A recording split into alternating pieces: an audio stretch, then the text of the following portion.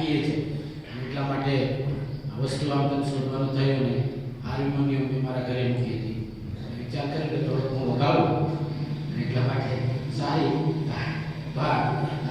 વસ્તુ હવે મારા ઘરે મૂકવાની શરૂઆત કરવામાં આવી છે કે જેથી ધ્યાન વાપરવામાં આવે પણ થેન્ક યુ પ્રભુનો આભાર માનીએ છીએ તમારી મહેનત અને કોયના આ ગીતના માટે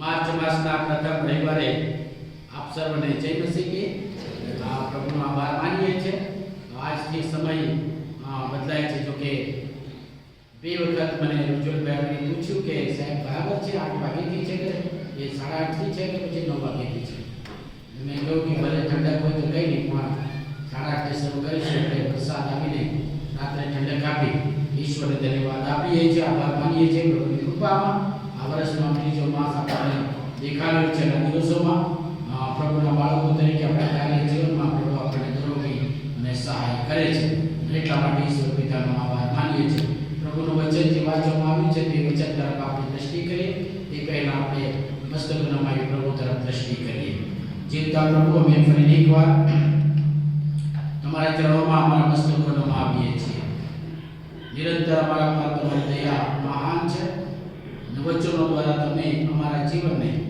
દોરો છો આજે સવારે પણ પ્રત્યેકની સાથે વાત કરો જે કંઈ પ્રભુ તમે મને આપ્યું છે એ પિતાજી બહારને આપવા અને અમારા જીવનમાં તે ખાસ કરીને લાગુ પડે એટલા માટે તમે કૃપા કરો પવિત્ર આત્માથી તમારું કાર્ય કરવાનું અમારી મધ્યે ચાલુ રાખો અમારું અંતઃકરણ હૃદય તમારા તરફ ખોલીએ છે પ્રભુ દયા કરીને અમને તમારા વચનનો આશીર્વાદ આપો અમારી પ્રાર્થના મુક્તિદાતા પ્રભુ ઈસુ ખ્રિસ્ત નામમાં માગીએ છીએ આમેન પ્રભુ ઈસુ ખ્રિસ્તના નામને ધન્યવાદ આપીએ છીએ અને માન મહિમા ગૌરવ તેને આપીએ છીએ આપણા ચર્ચની જે વ્યવસ્થા છે જે વ્યવસ્થામાં આપણે માનીએ છીએ અને પ્રભુ ઈસુ ખ્રિસ્ત એ વ્યવસ્થાના પ્રભુ છે એ આપણે વિશ્વાસ કરીએ છીએ એટલા માટે આપણી અમુક સિસ્ટમ છે દરેક જગ્યાએ અમુક વ્યવસ્થાની સિસ્ટમ છે અને તે સિસ્ટમ પ્રમાણે આપણે ચાલીએ છીએ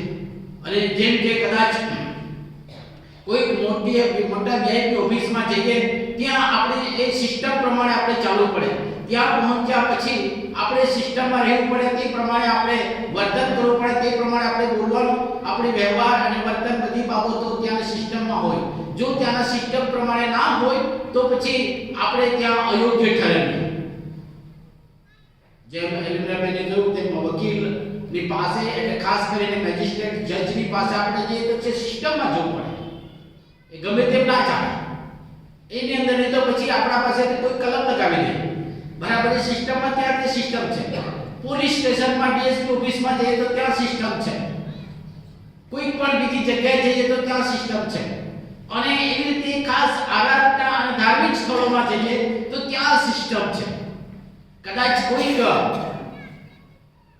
મોટા દેવળોની મુલાકાતમાં તમે જાઓ ત્યાં પણ તેની સિસ્ટમ છે ત્યાં ગમે તે રીતે આપણે ના વર્તન કરી શકીએ ગમે તે રીતે આપણે ના બોલી શકીએ એટલે અમુક જગ્યાએ એની સિસ્ટમને આધીન આપણે થઈ શકીએ છીએ તો પ્રભુની યોજનામાં પ્રભુના મંદિરની અંદરની સિસ્ટમમાં આપણે ગોઠવવું જોઈએ આમ પ્રભુનું વચન કહે છે પાઉલ પ્રેરિત જુવાન બાળકને એ સલાહ આપે છે કે પ્રભુ મંદિરમાં પ્રભુના ઘરમાં કેવી રીતે રહેવાનું કેવી રીતે વર્તન કરવાનું તે તમે તમારા વિશ્વાસોને શીખવો અને એટલા માટે આપણે પ્રભુ મંદિરમાં જઈએ જેવા અંદર પગ મૂકે છે ત્યારે આપણને અહેસાસ થવો જોઈએ કે આપણે ખાસ પ્રાર્થનાના સ્થળે આવ્યા છે પ્રભુની હાજરીના સ્થળમાં આવ્યા છે પ્રભુની વ્યવસ્થાની સ્થળમાં આવ્યા છે અને તે સ્થળમાં જ્યારે આવીએ છીએ ત્યારે આપણે બહારના વિચારો બહારની બાબતો બહાર મૂકી દેવાનું હોય છે અને પ્રભુ મંદિરમાં આપણે આવીએ છીએ ત્યારે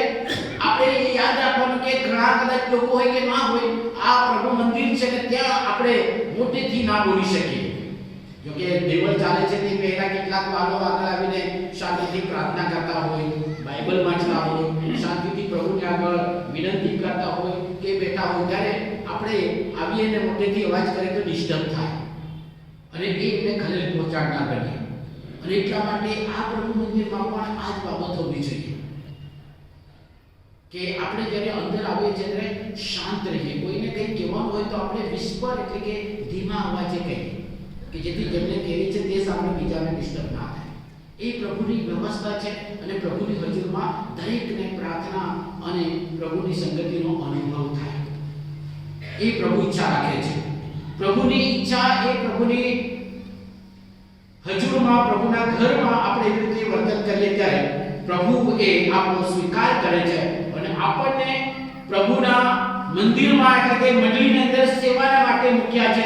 તે સેવા યોગ્ય રીતે આપણે કરી શકીએ. જે પ્રભુના ઘરમાં આપણે યોગ્ય વર્તન કરીએ તે પ્રભુ આપણી પાસે એવી ઈચ્છા રાખે છે કે આપણે સેવાને માટે તેડાયેલા છે અને એટલા માટે જુદી જુદી સેવાને માટે પ્રભુએ આપણને નિમ્યા છે તે સેવામાં પણ આપણે સામેલ થઈએ. જેમ પવિત્ર શાસ્ત્ર કહે છે કે કેટલાકને શિક્ષકો તરીકે, કેટલાકને ઉપદેશકો તરીકે, કેટલાકને સુવાર્થકો તરીકે, કેટલાકને પાળકો તરીકે, કેટલાકને અધિકારીઓ તરીકે, કેટલાકને દાન આપવાની સેવા, પરોણાગત કરવાની સેવા અને જુદા જુદા તાલંતોની સાથે એમને સેવાના માટે જવાબદારી સોંપી છે. સેવામાં આપણે સામેલ થઈએ અને એટલા માટે પાસ્ટોરેટ કમિટીની વ્યવસ્થા છે, સન્ડે સ્કૂલની વ્યવસ્થા છે, યુથ ફેલોશિપની વ્યવસ્થા છે, ક્વાયરની વ્યવસ્થા છે, ખ્રિસ્તી સેવા મહિલા સંગતની વ્યવસ્થા છે, સિનિયર સિટીઝનની વ્યવસ્થા છે, ઈવન ભાઈઓની વાતો મંડળની વ્યવસ્થા છે. જુદા જુદા અંગો બનાવ્યા છે કે દ્વારા આપણા પ્રભુ ઈસુ ખ્રિસ્તના શરીરની ઉન્નતિ થાય અને તેમાં સેવા કરતા પ્રભુના નામનો મહિમા કરીએ. અને એટલા માટે ઘણી વખત આપણે વિચાર કરીએ કે નહીં અમારે તો નિવડમાં આવવાનું અને પ્રાર્થના કરીને જતા રહેવાનું. ના, હાલો આપણે દરેક જણ એ સેવાના માટેની જવાબદારી અદા કરનારા છીએ. આપણે જવાબદાર છીએ. કદાચ અહીંયા તમે ના સેવા કરો તો બહાર સેવા કરનારા છીએ. ત્યાં જ્યાં કંઈ તમે કામ કરો છો, જ્યાં કંઈ તમે નોકરી કરો છો, જ્યાં કંઈ ધંધો કરો છો, જ્યાં કંઈ છો ત્યાં તમારી સેવા જીવનની સાક્ષી, સેવાની સાક્ષી પ્રગટ થવું જોઈએ. એના માટે આપણને આ પવિત્ર ઘરમાં જોડાયેલા છે, પવિત્ર ઘરમાં જોડ્યા છે અને એ સેવા કરવા માટે ઈશ્વર આપણને જે આશીર્વાદ આપે છે તે આપવા માટે પણ આપણે જવાબદાર છીએ. જે કંઈ જુદા જુદા આશીર્વાદ આપ્યા છે એ બધા પ્રભુના છે, પ્રભુનું છે અને તે આપણે સેવાને માટે, વિવિધ કાર્યો માટે, તેના મહિમાને માટે આપણે એના માટે પણ બંધાયેલા છીએ. અને એટલા માટે આ ત્રણ બાબત સાથે આવે. એમાંની ત્રીજી બાબત સંબંધી વિશેષ આપણે જોવાના છે કે આપણે કઈ રીતે પ્રભુની સેવાને માટે, પ્રભુના મહિમા માટે, પ્રભુના ઘરમાં મીટિંગ માટે આપણને આપેલા આશીર્વાદો આપણે આપવા છે. તો પવિત્ર શાસ્ત્ર એ 5 રીત બતાવે છે. એ 5 રીતમાંથી પહેલી રીત એ છે કે આપણી આવક મુજબ આપણે આપણું દાન, આપણું અર્પણ આપણી સેવાને માટે અર્પણ કરવું જોઈએ. આ પવિત્ર શાસ્ત્ર કહે છે. પુનર્નિર્માણ પુસ્તક 16 અધ્યાય અને 17મી કલમમાં કહે છે કે અને તેની આગળ 16મી કલમ એમ કહે છે કે જે કોઈ વ્યક્તિ મારી હજુરમાં આવે છે તેને ખાલી હાથે આવવું નહીં. ખાલી હાથે આવવાની હજુરમાં હાજર ન થાય. એ પ્રભુના વચન દ્વારા આપણને જણાવવામાં આવ્યું છે. જે કંઈ છે તે પ્રભુનું છે ને પ્રભુની આગળ આપણે ખાલી હાથે ના આવીએ. અને એટલા માટે 17મી કલમમાં એ પ્રમાણે કહે છે કે પ્રત્યેક પોતાની શક્તિ પ્રમાણે એટલે કે જે આશીર્વાદ મળ્યા છે એ આશીર્વાદ પ્રમાણે પ્રભુની સેવાને માટે આપણે આપવાનું છે. કારણ કે તો જ આપણે તે રીતે આ પ્રભુના શરીરની ઉન્નતિ માટે સહભાગી બનીએ. એના માટે પ્રભુ ઈસુ ખ્રિસ્ત દાનની જે પેટીની પાસે બાજુમાં બેઠા હતા, લોકો આવીને દાનને પેટીમાં અર્પણ કરતા હતા. એક વિધવા ગરીબ ભાઈ આવ્યા અને એમણે 2 અધેલી નાખી. એમને આપવાની જે રીત હતી, એમનું વ્યક્તિત્વ હતું, એમનું જે સમર્પણ અર્પણ કરવાની ભાવના હતી, એ બધી બાબતો પ્રભુ પારખીને શિષ્યોને આગળ કહે છે કે જેમણે બધાએ દાન આપ્યું છે એ બધાનું માન્ય થવું છે, પણ આ વિધવા બાઈનું દાન સૌથી વિશેષ છે અને એ માન્ય થવું છે. એ હંમેશા પ્રભુ એ ધ્યાન કરે છે કે આપણને મળેલા આશીર્વાદોને આપણે કઈ રીતે અર્પણ કરીએ છીએ તે અગત્યનું છે. અને એટલા માટે આપણી શક્તિ મુજબ પ્રભુને નિયમિત આપવું જોઈએ. આ પહેલી બાબત પ્રભુ આપણને શીખવે છે. અને એટલા માટે માથે લખેલી સુવાર્તા 5મા અધ્યાયને 42 કલમમાં કહે છે કે કદાચ કોઈક આપણી પાસે માંગે તો તેઓથી આપણે મોઢું ના સંતાડવું જોઈએ, પણ આપણે વ્યવસ્થામાં આપણે તે પ્રમાણે આપીએ ત્યારે પ્રભુ તેનો આશીર્વાદ આપે છે. જેમ વિધવાભાઈ કેલકીનું અર્પણ અને પોતે સ્વીકારી બન્યા તેમ આપણે પણ સ્વીકારી બની. બીજી બાબત, આપણે જ્યારે અર્પણ કરીએ છીએ ત્યારે દેખાડો કર્યા વગર અર્પણ કરવાનું, બાહ્ય દેખાડના માટે નહીં. અને એટલા માટે પ્રભુ ઈસુ ખ્રિસ્ત કહે છે કે તારો જમણો હાથ જે કરે છે તે ડાબા હાથને ખબર પડવી જોઈએ નહીં. એનો અર્થ એવો છે કે તારું અર્પણ એ પ્રભુને આગળ માન્ય થાય એવું અર્પણ કરવાનું, એવું દાન કરવાનું, એવી સેવા કરવાની. બીજાઓને બતાવવા માટે કે મહાન કાર્યો કરે, સેવાને આટલું દાન આપ્યું એ બાબત માટે નથી. અને એટલા માટે આડંબર વગર દેખાડા વગર આપણે જ્યારે અર્પણ કરીએ છીએ ત્યારે પ્રભુને તે પસંદ પડે છે અને માન્ય થાય છે. લુકને લખેલી સુવાર્તાના 7મો અધ્યાય થી આપણે જે વાંચ્યું અહીંયા લુક, માથી અને માર્ક એક પાપી ભાઈ તરીકે દર્શાવે છે, તે નામ દર્શાવતા નથી. જ્યારે યોહાન સીધું જ નામ રજૂ કરે છે, એ લાજરસના બહેન માર્થાના બહેન મરિયમને રજૂ કરે છે. અને એમને કહે છે કે પાપી છે. અને છતાં જ્યારે પ્રભુ એના શિષ્યોની સાથે એ સિમોનને ત્યાં જમવા જાય છે ત્યારે એની પાસે રડતો ઉભા રહે છે અને સંગમરમરની ડબ્બી, યોહાન લખેલી સુવાર્તામાં એક સીસી બોટલની વાત કરે છે, એ તોડીને એમના માથા પર રેડે છે. લુકને લખેલી સુવાર્તામાં એમના પગ પર રેડે છે. પહેલા પસ્તાવાના રૂપે આંસુ સારે છે, એના ચોટલાથી લૂછે છે, પગ ચુમ્મીઓ કરે છે અને ત્યાર પછી એ અંદરથી એને અભિક્ષિત કરે છે. એ આપણે જોઈએ છે. એટલે કોઈ દેખાડા વગર જે છે જેવી છે તેવી પ્રભુને આગળ એની પાસે જે હતું તે રીતે પ્રેમના અર્પણ રૂપે એમને આખું અર્પણ કરે છે, પોતાના માટે કશું જ રાખે નહીં. યોહાન લખેલી સુવાર્તામાં કહે છે કે શીશી તોડી નાખી, એટલે કે ફક્ત બૂચ ખોલ્યો નહીં, ઢાંકણું ખોલ્યું નહીં, પણ એનું મોઢું તોડી નાખ્યું કે જેથી એ બંધની કરી શકાય. પૂરેપૂરો ઉપયોગ કરવાનો, પૂરેપૂરું એ રડાઈ જવાનું, અર્પાઈ જવાનું, સમર્પિત થવાનું, આપી દેવાનું. પ્રભુ એ તારું છે, તારા માટે છે, એ બાબતો અહીં આપણે જોઈએ છે. કોઈ દેખાડો નહીં, કોઈ આડંબર નહીં, જેવી છે તેવી અને જે છે તે અર્પણ કરે છે. અને એટલા માટે જે સિમોન ઘરના હોસ્ટ, જેમણે પ્રભુ ઈસુ ખ્રિસ્તને જમવા બોલાવ્યા હતા, તે મનમાં જે વિચાર કરે છે તે જાણીને પ્રભુ ઈસુ ખ્રિસ્તને દ્રષ્ટાંતથી સમજાવે છે. એ લેણદારની વાત કરે છે અને 50 અને 500 ની વાત નીકાળે છે કે બંને માફ થયા, કોણ વધારે પ્રેમ કરશે. અને પછી એમને સમજાવે છે કે ભાઈના પાપ વધારે છે, એને માફ થયા છે કારણ કે તે એને બધું જ આપ્યું છે. અને વહાલો એટલા માટે આપણો અર્પણ એ પ્રભુની આગળ આડંબર વગર, દેખાડા વગર હોય એ પ્રભુ ઈચ્છે છે. ત્રીજી બાબત, કોઈ પણ અપેક્ષા વગર, પાછા મળવાની આશા વગર આપણે સેવાના માટે અર્પણ કરવાનું, છૂટથી આપવાનું. માથે લખેલી સુવાર્તા 10મા અધ્યાયના 8મી કલમ પ્રમાણે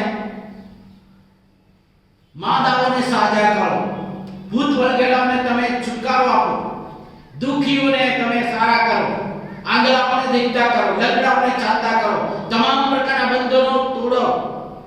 મફત પામ્યા છો અને એટલા માટે મફત આપો. freely you have received, freely you give. ઈશ્વરે આપણને જે આશીર્વાદો છે એ ભૌતિક આશીર્વાદો છે, શારીરિક આશીર્વાદો છે, કુટુંબિક આશીર્વાદો છે, આત્મિક આશીર્વાદો જે આપણને આપવામાં આવે છે તે વાલો મફત આપવા છે. આપણું કોઈ પણ લાયકાત, ક્વોલિફિકેશન વગર એ બધા જ આશીર્વાદો આપ્યા છે અને એ પ્રભુના છે. ત્યારે પ્રભુનું વચન કહે છે કે મફત તમે પામ્યા છો, તમે એ જ રીતે તમે આપો. આપણું અર્પણ પ્રભુની સેવા માટે જે તે આપવાનું.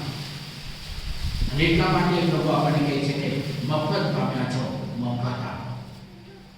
એની સમજણના માટે યોહાન લખેલી સુવાર્તાના 6 અધ્યાયમાં પ્રભુ ઈસુ ખ્રિસ્તે 5000 માણસોને જમાડે છે. એ રોટલી અને એનું શાક ક્યાંથી આવ્યું તે દીકરાનું ઉદાહરણ આપીશ.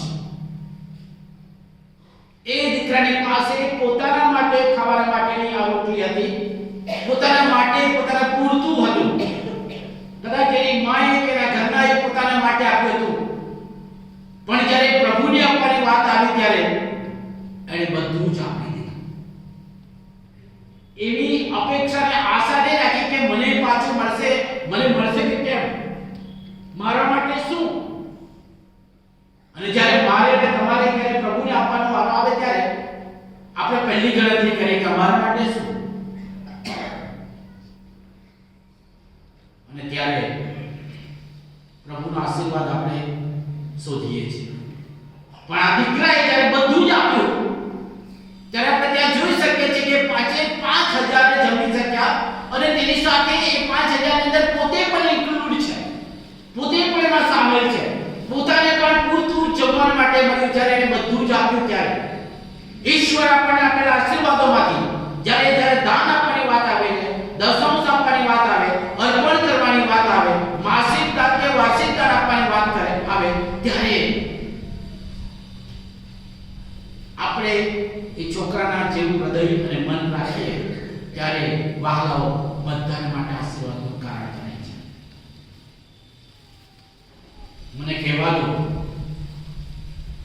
ઈવન આપણે આપણા વહાલાઓ માટે પણ આપણા માટે આપણે અચકાઈએ છીએ.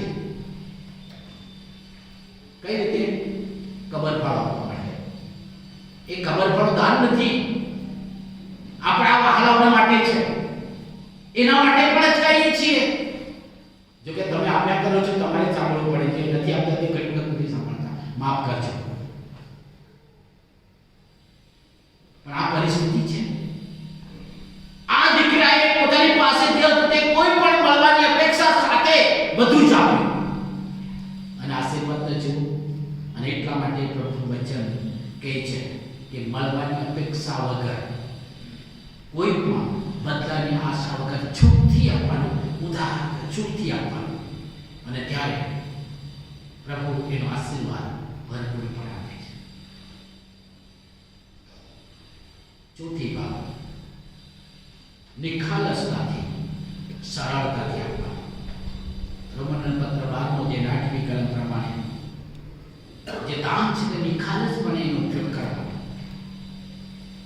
જે રીતે ઉદાહરણથી આપણે આપીએ છીએ કે નિખાલસતાથી જ્યારે આપીએ છીએ ત્યારે ઈશ્વર એનો આશીર્વાદ આપ્યા વગર રહેતા નથી. પહેલા રાજાના પુસ્તક 17મા અધ્યાયમાં આપણે વાંચીએ છીએ પ્રભુના સેવક એલિયાના વખતમાં ભયંકર દુકાળ હતો.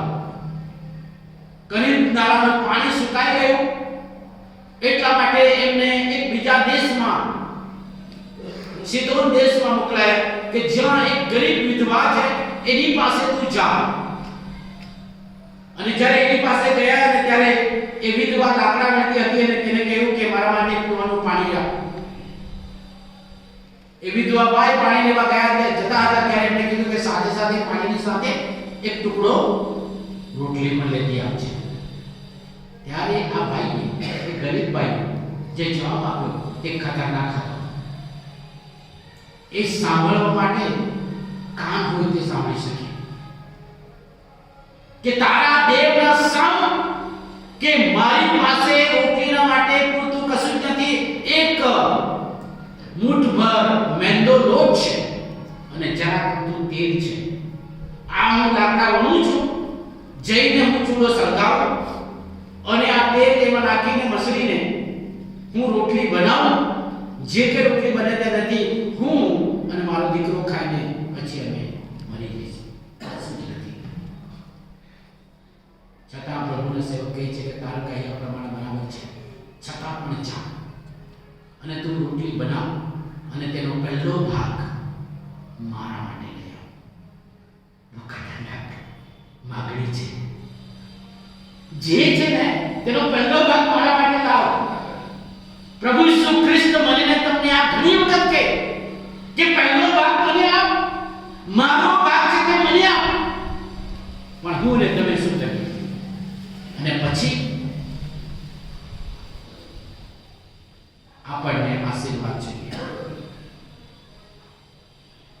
જવાભાઈએ એના દીકરાને પણ કાળજી રાખવાનું બંધ કર્યું.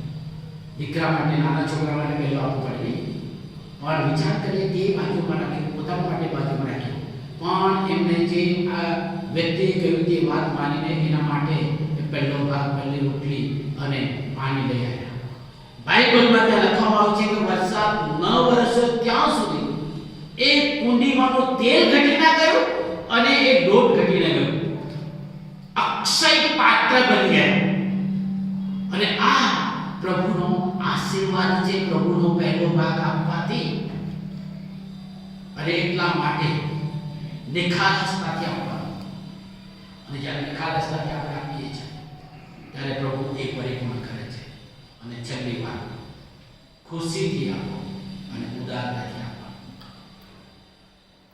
બીજો કોરિન્થીયન પત્ર અને તેનો 9 અધ્યાય 6 કલમથી જે 15મી કલમ વાંચવામાં આવી છે, પાઉલ પ્રેરિત કોરિન્થના વિશ્વાસીઓ માટે જે સેવા મકદોનિયાની મંડળીએ કરી, એ માતૃ મંડળી યરુશલેમના માટે અને બીજી મંડળી માટે કરી તેનું ઉદાહરણ આપતા એ સમજાવે છે કે જે ઉદારતાથી આપે છે તેને ઉદારતાથી આપવામાં આવશે. અને એ દ્વારા જે પ્રાપ્ત કરે છે તેઓને પુષ્કળતામાં મળશે, અને જે તમે આપનારા છો તમને પણ ઈશ્વર પુષ્કળતામાં આપશે. અને એટલા માટે કહે છે કે ખુશીથી આપવાનું, કચવાતા બનીને આપવાનું. વહાલાઓ પાસ્ટોરેટ કમિટીના સભ્યો ઘણી વખત તમારા ઘરે આવે, જો કે તમે બધા ખુશીથી આવકાર કરીને આપો છો. પાસ્ટોરેટ કમિટીમાં જે અત્યાર સુધી સેવા કરીને કરી રહ્યા છો, તમારો બધાનો ખૂબ આભાર. એ તમે પ્રભુ કાર્ય પ્રભુના સેવક સેવિકાઓ તરીકે તમે જાણો છો. તમને ઘણી બધી વાત સાંભળવા મળે, ઘણા બધા ઘણી વખત ધક્કા ખાવાના મળે, પણ તમે જે પ્રભુના ધક્કા ખાધા છે અને ખાવો છો, જે તમે વાત સાંભળો છો પ્રભુને ખાધા, એ બાળક સાહેબ વિશે, તમારા વિશે, મંડળી વિશે બધું કહું છું, તમે સાંભળો છો એ બધું પ્રભુ સાંભળે છે. એટલા માટે હું તમારી સેવાની કદર કરું છું. એટલા માટે કહું છું કે જે સિસ્ટમ છે એ સેવામાં સહભાગી બનો. પ્રભુ જ્યારે આગેવાની આપવાની તક આપે ત્યારે આગેવાન તરીકે સેવા કરે. મંડળીના કોઈ પણ અંગમાં સેવા કરવા માટે તક આપે ત્યારે તેમાં સેવા કરો, કારણ કે એ પ્રભુ આપણી પાસે ઈચ્છા રાખે છે અને તેની સાથે અર્પણ કરવાની ઈચ્છા રાખે છે. જે તમે અર્પણ કરો છો, માસિક તમારા કે વાર્ષિક કે પછી પ્રભુમાં આભાર સ્તુતિનું અર્પણ કરો છો, ગુપ્ત દાન કરો છો, ગરીબ લાચાર માધવને આપો છો, શિક્ષણ સેવા માટે તમે આપો છો, સુવાર્તા પ્રચાર માટે આપો છો, બાળક સાહેબને તમે આપો છો, જુદા જુદા સેવા કાર્યો માટે તમે અર્પણ કરો છો, એ બધા અર્પણો પ્રભુને આગળ માન્ય થાય ત્યારે ખુશીથી આપણે આપીએ છીએ. કચવાતા મને નહીં, પણ ખુશીથી આપવાનું. અને જ્યારે ખુશીથી આપીએ છીએ ત્યારે તે સ્વીકાર કરે છે. ઉત્પત્તિનું પુસ્તક 4 અધ્યાયમાં આપણે વાંચીએ, હવે ખુશીથી અર્પણ લાવ્યું, સારું અર્પણ લાવ્યું, જે એને ગમતો હતો ને એને ઈચ્છા હતી કે પ્રભુને ગમશે એવું અર્પણ લાવ્યું. અને એટલા માટે એનું અર્પણ અને એનો સ્વીકાર કરવામાં આવ્યો. કાઈનનો અર્પણ સ્વીકાર કરવામાં આવે. અને એટલે આપણે વાંચીએ છીએ ઇવન હિબ્રુના પત્રમાં હાબેલના વિશે એવી નોંધ છે. હિબ્રુના પત્ર 11 અધ્યાય અને તેની 4 કલમમાં એક લખવામાં આવે છે કે વિશ્વાસથી હાબેલે કાઈનના કરતા વધારે સારું બલિદાન દેવને આપ્યું, તેથી તે ન્યાયી છે એવી તેના સંબંધમાં સાક્ષી પૂરવામાં આવી, કેમ કે દેવે તેના દાનો સંબંધે સાક્ષી આપી, અને તેથી મુયેલો હોવા છતાં પણ તે હજી બોલે છે. ઈશ્વરમાં તેનો સ્વીકાર કરવામાં આવ્યો, ખુશીથી તેને આપ્યો, પસંદ પડે એવું આપ્યું, સારું આપ્યું અને તેનો સ્વીકાર. પ્રભુ એની મંડળીની સેવામાં, એની વ્યવસ્થામાં આપણી પાસે એવા અર્પણ કરવા માંગે છે. હું અને તમે પ્રભુને કઈ રીતે અર્પણ કરીશું? પ્રાર્થના કરીએ. જીવતા અને પવિત્ર પિતા, અમે છીએ એ તમારા છીએ. અમારી પાસે જે કંઈ છે બધું તમારું છે. અને જ્યારે તમારું સન્માન કરવાનું, તમારી સેવા કરવાની, તમારી વ્યવસ્થા કરવાની અને તમને અર્પણ કરવાનો વાત આવી જાય તમારા વચન પ્રમાણે અમે તમારું સન્માન જાળવીએ, તમારું માન રાખીએ અને તમારી સેવાના માટે એ જ હૃદયથી, ખુશીથી, ઉદારતાથી, નિખાલસ મને ખુલ્લા હૃદયે મફત પામ્યા છે, મફત આપવા તમે અમને સહાય કરો કે જેથી પ્રભુ અમારા સગળા અર્પણો તમારે આગળ શુભ ધૂપ સમાન બને. અમારું જીવન જીવતું, પવિત્ર અને તમને પસંદ પડે એવું અર્પણ કરવા અમારી જાતને સોંપીએ છીએ. ધન્યવાદ કરીએ છીએ તમે અમારી પ્રાર્થના સાંભળી માટે. પ્રાર્થના મધ્યસ્થ પ્રભુ ઈસુ ખ્રિસ્તનામાં માંગીએ છીએ. આમેન. વચનના પ્રકાશનું વચન સંગ્રહમાંથી ગીત નંબર 345 ગાઈશું અને આપણા અર્પણ પ્રભુની મેજની પાસે